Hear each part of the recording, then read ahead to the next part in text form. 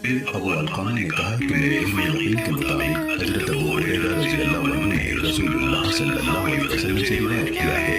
आपने फरमाया, बेशक अल्लाह ज़ुल जलाल हर सोसल के शुरू में या आखिर में इस मन के अंदर एक आदमी पैदा करता रहेगा जो उसके दीन को आस्तीनों कायम और मजबूत करता रहेगा।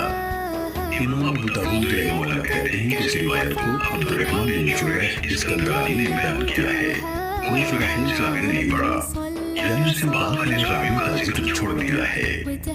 सुने अबू दाऊद हदीस नंबर 4291 हजरत अबू दरदा रज़ियल्लाहु ताला अन्हु से रिवायत है, रसूलुल्लाह सल्लल्लाहु अलैहि वसल्लम ने फरमाया, जंग के मौके पर मुसलमानों का खैमा यानी मरकज दिमश्क नामी शहर की जानिब में वाक़े मकाम गूता होगा और दिमश्क शाम के बेहतरीन शहरों में से होगा। सुनने अबू दाऊद हदीस नंबर 4298।